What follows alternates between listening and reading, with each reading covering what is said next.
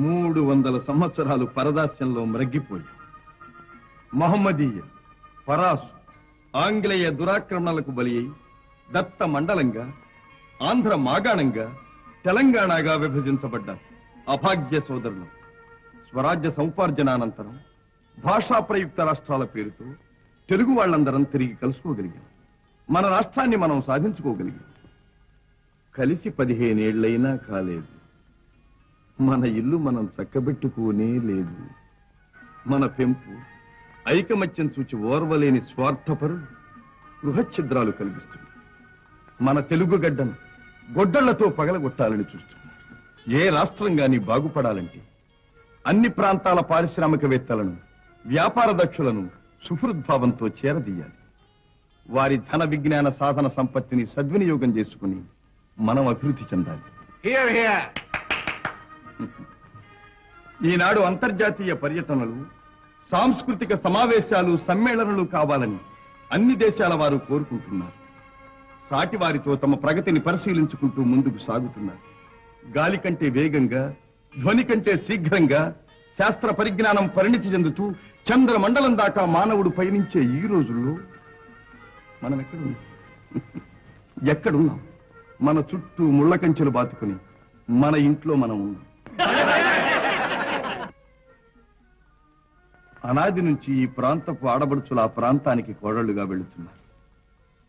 ఆ ప్రాంతపు ఆడబడుచులు ఈ ప్రాంతానికి కోడళ్లుగా వస్తున్నారు. మన తోబుట్టువుల శీలాన్ని నడివీధుల్లో గోడలకెక్కించటం ఎంత హేయం. మన రక్తాన్ని మనమే దేవుకుంటున్నామన్నమాట. ఇదేనా మన ప్రగతి? ఇదేనా మన పురోగతి? అలనాడు మన గడ్డ నడిబొడ్డున ఉన్న నాగార్జున విశ్వవిద్యాలయంలో విదేశాల నుంచి విద్యార్థులను రప్పించి పోషించి విద్యాదానం చేశాం. రామప్ప దేవాలయంలో కళకు విజ్ఞానాన్ని జోడించి నీళ్ల మీద రాళ్లను తేలించి అపూర్వ శిల్పకల్పనా చాతుర్యం చూపించాం. అమరావతి స్థూపాలలో బౌద్ధ వాంగ్మయానికి ప్రాణ ప్రతిష్ఠ చేశాం. సింహపురి మత్స్యపురి ఓడరేవుల నుంచి ఖండ్ల ఖండాంతరాలతో వ్యాపారాలు సాగించాం.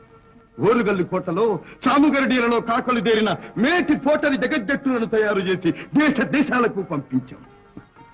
ఆనాడే అంత నమ్మకాన్ని పంచిపెట్టిన మనం ఈనాడు చేస్తున్నది ఏమిటి? అన్నను తమ్ముడు, తమ్ముణ్ణి అన్న అనుమానించుకుంటూ కాదనుకుంటున్నాం. నలుగురిలో వెలిటి పడుతున్నాం.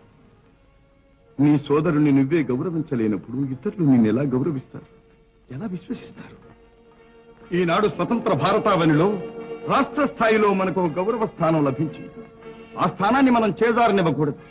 సమైక్య భావంతో సింగారించుకున్న తెలుగు తల్లి చీర చెరగు చెరగనివ్వకూడదు. ఆ తల్లి సమగ్ర స్వరూపమే సదా మన కళ్ళ ఎదుట సాక్షాత్కరించాలి.